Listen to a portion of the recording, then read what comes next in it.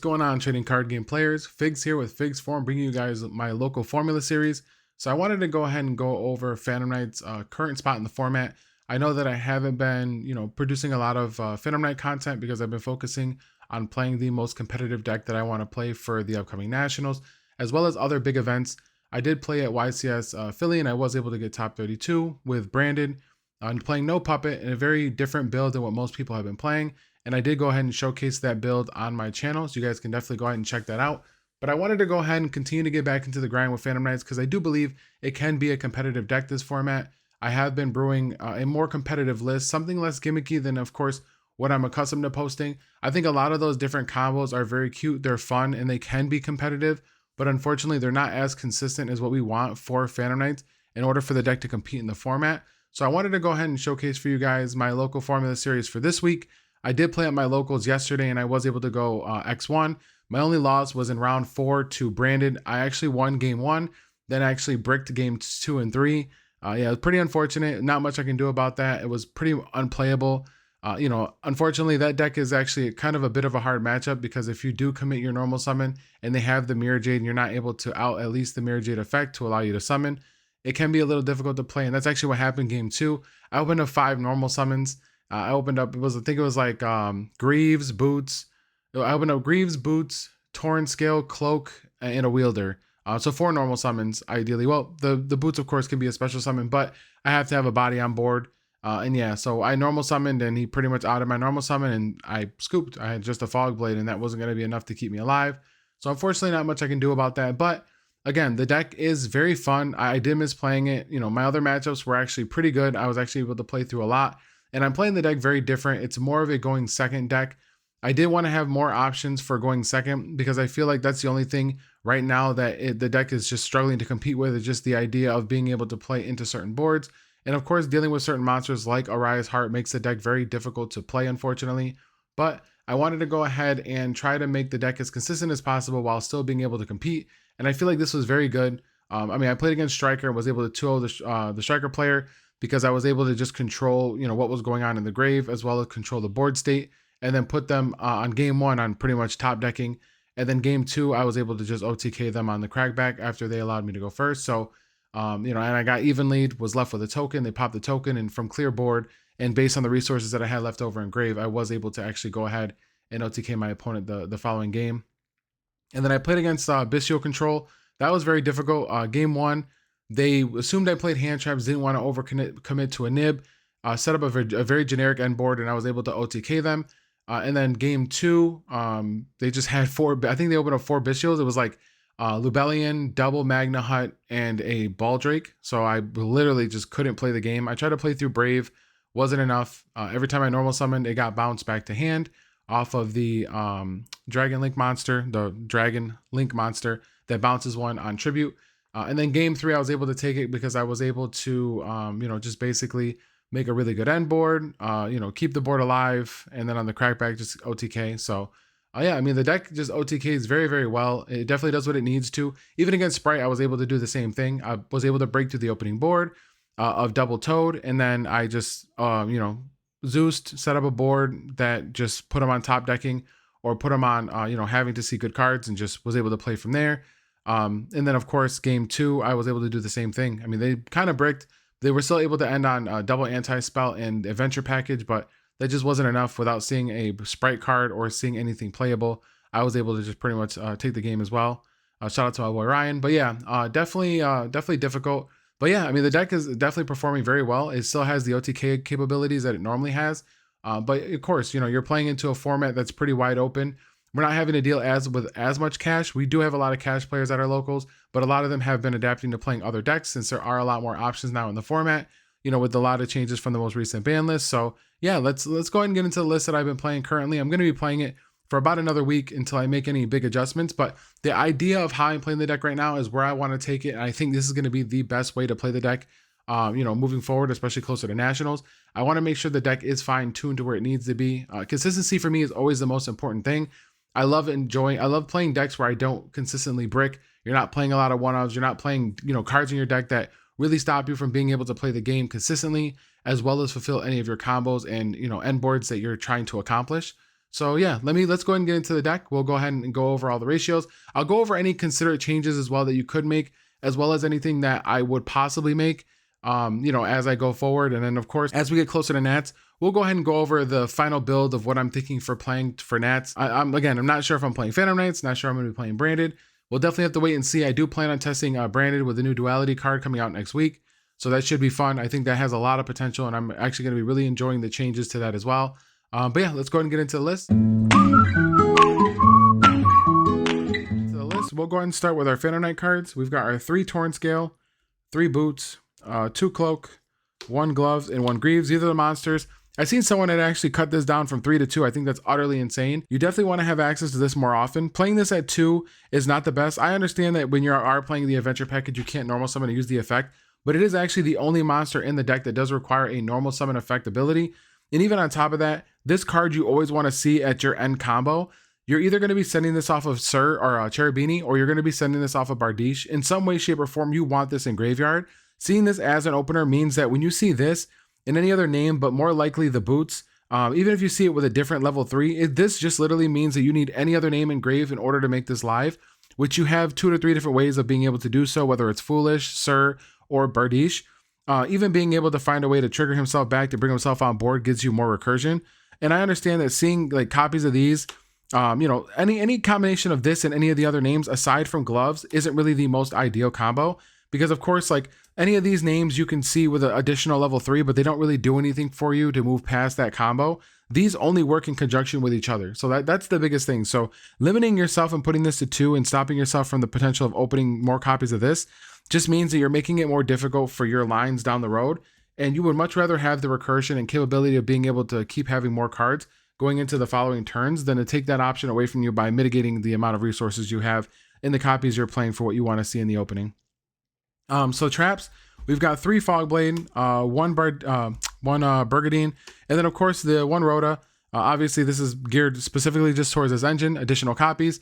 I mean, even this allows you to be able to just create consistency with seeing more Phantom Knight names. The 1 trap, of course, because we want to have the bodies, and we're not playing Sir or Grav, so we're actually using this mostly to be able to make Bardiche with Sir, with Cherubini. All the names are got me going crazy. And then the 3 Fog Blades. I'm not sure if I want to put wings in here yet. It only came up in testing. At locals, it didn't come up yesterday, whether or not I missed the wings. I think the 3 Fog Blades are fine because this is obviously the best trap for being able to slow your opponent down. Plus, this is great to draw because if you do brick, it's just a card that you can sit on that obviously stops you. And then our end board, we're always just trying to kind of end on 2 Fog Blades. So we want to have access to as many as possible, but we'll see if wings comes up as we continue to, play the deck a little bit more. We've got the 3 Water Enchantress for our adventure package, the Griffin Rider, the 1 Dracoback, the Faithful, and the 3 Right. And then, of course, we have our Foolish Burial that works with this, as well as the Phantom Knight engine. I think this is all we need for the adventure package. I have thought about playing Illegal Knight because it is nice to have a searchable dark monster. In the event we are unable to get access to the trap or some other dark name, it is nice to be able to have a searchable dark monster. But generally, we want to have Griffin because this allows us to be able to get avoided being hand trapped or nibbed or anything like that. I'd much rather, play into nib and force my opponent to have to use 2 hand traps to stop my Griffin with like an Imperm or Veiler, rather than just allowing them to nib me for free. Then we've got our little psychic package. We got our 3 E-Telly, our 2 Wielder, and our 1 Tracker. So I go with the 2 Wielder, 1 Tracker instead of the 1/1 because I don't want to draw multiple copies of E-Telly and then one of these and have access to cards that are dead. I know I always go back and forth with this, especially in the past, but right now I feel like this is the most optimal. Because in most situations, you want the most simplified game state when playing this deck. You want to be able to just normal summon any monster, special summon any one of these, and then be able to go right into a XYZ and then go into Zeus. Because that's generally how you simplify most game states, is just Zeusing the board, and then after that, just going full combo. So normally you want to see a Phantom Knight name, and then the rest just kind of floats with itself with being able to get an additional body on board. So that's it for like the adventure engine stuff for the deck. This is the rest of the stuff in the deck for me that's more flexible that I'm messing around with as going second cards. So we've got ourselves 3 Fenrir. I think Fenrir is great. Obviously, it's an insane card. I've played it before in the past in Phantom Knights because it's just a nice card that goes with your end board, but also is great for playing into boards. So I definitely wanted to have access to Fenrir. I think it's great. He's the only thing you need in terms of the Kashtira cards. Then we've got we'll go over the Thrust package. show you the one card.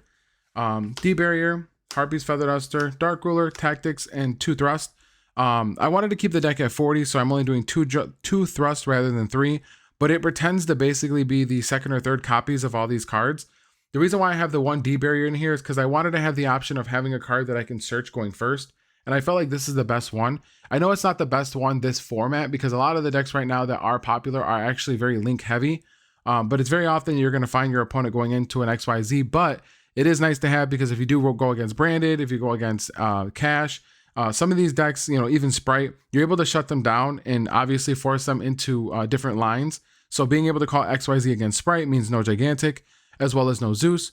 Going into Cash, you stop a lot of their combos in their deck, or most of it.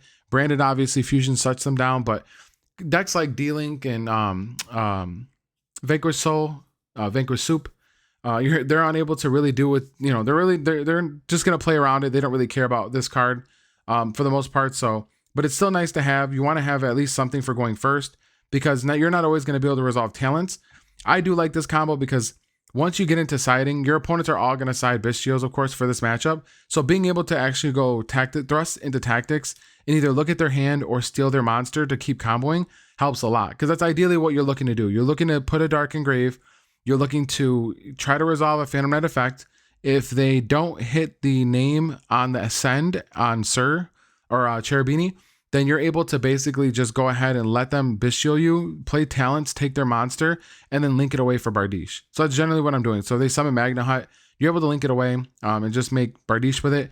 Or if they make Druid Swarm, then generally you're just looking at their hand, and then you're just going to bounce their Druid Swarm back with Draco back anyways to their hand to force them to have to replay it again.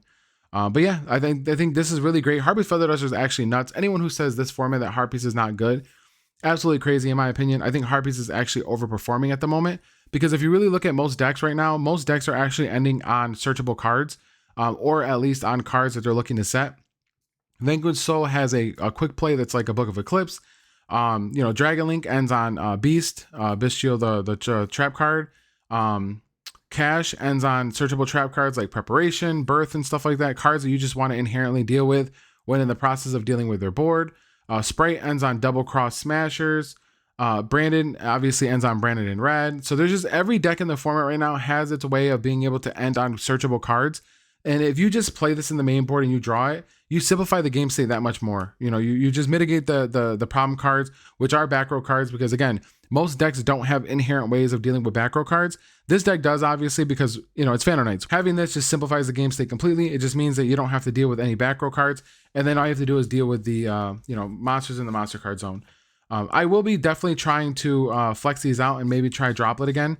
I know that Cash is still in the format, but it is still nice to have access to Droplet. When you're playing other cards, everything else just kind of deals with things on its own, so you don't have to worry too much. But that's it for the main deck. So that's 40 card main. Like I said, very solid, has flexibility. I think that's the right way to play it. Sir and Graph are definitely missed, but they're bricks. They're very bad bricks, and they're very hard to deal with when you do brick, especially with Adventure. So I'd much rather mitigate as much bricking as possible and just not playing it at all, and just having more of a grinder game or focusing on different lines. So we'll get into the extra deck. We've got our Cherubini and Bardiche, obviously our bread and butter for how we do the deck. Best cards in the extra deck, in my opinion. This is the most linear thing about the deck, is you're always looking for Cherubini, and then you're always usually going for Bardiche. Then we have IP Masquerena. This is one of the most important cards for our end board. It's the other option that we're looking into for ending our boards, because we want to have access to an additional interruption. Our end board isn't crazy like the other ones. We're not looking to do like Omnis and all this other stuff and all these different gimmicks. We're literally looking to just do Adventure with an Omni, IP, and double Fog Blade, and then interrupt them as much as possible. Not even just stop them from playing the game completely, but interrupt them as much as possible, end on something, and then on the crackback just OTK them. Dark Charmer, great right now because of course people are playing Striker, so you're able to take their dudes out of their grave. Great because obviously Bystials are a deck, and most of the decks right now actually in the format that are relevant actually do have a lot of darks. Surprisingly, every deck right now has dark cards that you obviously have access to taking. I mean, even Cash, you can take their Arise Heart, and then of course Sprite plays mostly darks. Dragon Link's in the format. Vanquish has Burger, whatever it's called, the Burger's Vanquish Soul Monster. And taking a card like that's actually really nice, because then you can just reveal darks and keep drawing. But yeah, I definitely think that this card's very good and necessary in the format. Phoenix, because we wanted to have access to the ability to destroy floodgates in the main board. A lot of decks are obviously playing floodgates. There's decks out there that are playing Tikaboo and stuff like that. This allows you to play around Tikaboo because, of course, we do play, even though we do play Warriors as a Phantom Knight line, we are able to special summon a Psychic. So do a Warrior Psychic into Nightmare Phoenix and pop Tikaboo. So we do have options. Unicorn and Access Code, that's our OTK line, of course, for going second, or just our way of being able to clear the board and you know, end the game. So that's it for the Link monsters. Then we'll go ahead and get into the XYZs. So we've got here one Levier. We are playing the Levier because we do use it to recycle our resources before making IP Masquerena. So that's one way that we do it. If we are using the Break Sword, then we're going into the Evil Swarm Nightmare. But we are playing 2 Break Sword. We're not playing F-Zero in here. You could, but I specifically don't want to play F-Zero in this build because, as I said, I'm not looking to get too gimmicky. I really just want to play good cards and just, you know, out-trade my opponent with resources. So the Nightmare is obviously with the Break Sword for one of our end board combos. Then we've got Raiders Knight and Arc Rebellion. So again, we're looking to OTK our opponent. So this allows us to be able to do that, especially if we get through interruptions. You know, we try our best to go through our Link line when we're going second. You see whatever spells and traps we can use, our adventure package. And then from there, if our opponent still has bodies on board and we're not able to get rid of everything, we have the option to just one punch them and win the game. And then our last 2 cards are Downerd Zeus. So we wanted to have access to Zeus. Downerd Zeus came up way too many times. I wasn't playing the Downerd obviously for a while because, of course, we were playing 2 copies of Zeus because of cash. But I definitely think that this is just the better option because, of course, we leave ourselves with the bodies on board, and then we want to make sure that, you know, because we have the additional 1 mat underneath, we want to put the additional and then have access to double Zeus. Came up so many times. I would definitely continue to play Downerd Zeus and wouldn't change that option at all. So I usually don't go over the sideboard, but I do want to go over my sideboard because I definitely think that it's important to understand, you know, what cards we're siding and why we're siding certain cards and the options that we do have when you're playing the deck like this. It's really nice to be able to know. So I'll go over it a little bit, and then, you know, again, any changes that you guys can make based on what the decks that are at your locals, you do so. So 3 Magna Hut and 1 Druid Swarm. There's a lot of people playing Branded at my locals, so I wanted to make sure that I didn't go into that matchup losing to Puppet. And since there is no expulsion, Bestial is a great way to be able to deal with that matchup. So you just side in 4 Bestials and then hope to see at least 1, and hopefully that works. Definitely always use it during my opponent's turn and my turn. I don't wait for just Puppet. So what you can do is once Puppet's engraved, you can actually just drop the Magna Hut on and target the Puppet. If they do have the hand trap or carrier to stop it, then your turn comes and you wait for them to do it again, and then you just drop Magna Hut again. Because again, they can't get it from the banish anymore, so it's easier for us to just be able to use the Magna Hut multiple times if Mercurial is used to stop it. Then of course it's good against like D-Link and all those other decks. 3 Twin Twister, obviously better than Cosmic Cyclone in this deck because of the fact that we are able to destroy 2 and discard a card, which is actually pretty big, especially when we see too many Phantom Knight names. So yeah, this is definitely very necessary in my opinion. Also, you don't have to pay life, which is always nice, and it doesn't banish, which again can be very nice. But yeah, I definitely think Twin Twister is necessary with a lot of the floodgates. 2 Lightning Storm, because again, we're playing more of a going second build, and we also wanted to have more options for being able to deal with your opponent's boards. So this gets rid of back row, this gets rid of monsters. You know, Flu is still a deck, so this is really nice against Flu. But yeah, definitely just more board breaking cards. Same thing with Evenly. More board breaking cards, more going second cards. We want to have the option to clear the board and then set up our board. So this is the best way to do it. You know, I wanted to put in more copies of Dark Ruler No More, but I feel like the 1 is fine because, of course, there's not a lot of decks right now that Dark Ruler is amazing against. You know, Dark Ruler is really good against Sprite and other end board generic decks, but this also just eliminates everything and clears the board as much as possible. So those are mostly our going second cards, and this is what we're using for going first. We're doing Eradicator. We have the ability to basically make this 2 different ways. You're able to actually make Bardiche, and then you're able to give him a boost with Cloak. So this allows you to be able to make him over 25.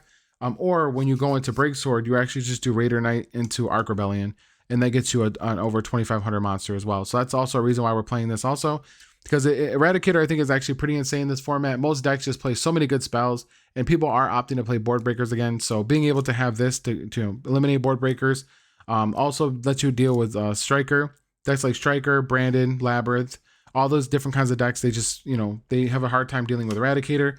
And then, of course, you just Eradicator. If they have the Alibur, then you Fogblade the Alibur and call it a day. So, yeah, this definitely simplifies a lot of game states for you, especially because of the fact that, again, you get to look at their hand, you know what they have in hand, and then, of course, you're ripping all of their good cards. So, this is definitely very good.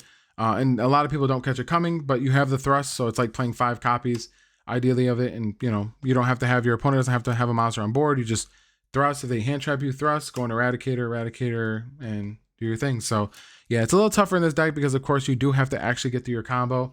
I was trying to find a different way of being able to do so where you don't have to get through the entire combo for you to be able to have the bodies, but this is actually the only other way. If you do draw a Bystial, then of course in the matchup, if it warrants playing a Bystial, you always could.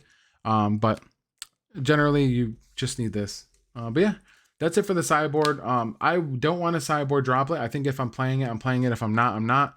I could put in 2 copies of Dark Ruler. If you don't like Lightning Storm, Dark Ruler can go in, the last 2 can go in that slot so that you're more opted to see it rather than relying on just Thrust. I think Evenly is actually probably pretty insane in this format. I definitely wanted to play Pankratops, but I didn't have the room. I think Pankratops is actually very insane, and I'd rather have the 4 Bystials than just play 3 and 1 because Pankratops doesn't help me in the branded matchup.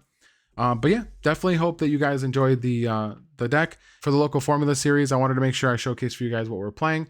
I definitely think it's pretty good. I think the deck is going to perform very well. I didn't have very many problems aside from just bricking the 2 games that I did. And like I said, there were just things that happened. I mean, it's Yu-Gi-Oh! So I expect it to happen every so often. I don't expect to draw crazy every game. But yeah, I mean, Harpies, I think, was probably the MVP for sure yesterday. It overperformed more than it honestly should have. It just worked out so well, especially in the game ones when you open it and you're going second. I mean, I lost every single die roll I had yesterday. Aside of against the Brandon matchup, I actually did win the die roll on that one. But every other die roll I did lose. So being able to open up the Harpies was just honestly just amazing. Like it overperformed more than it should have. So I definitely think that there are some changes that can be made. Sir and Graph could definitely be put in there at some point, but I just think that right now, especially when you're looking to find the right consistency, I think it's better to just opt to not playing that and focusing more on engine.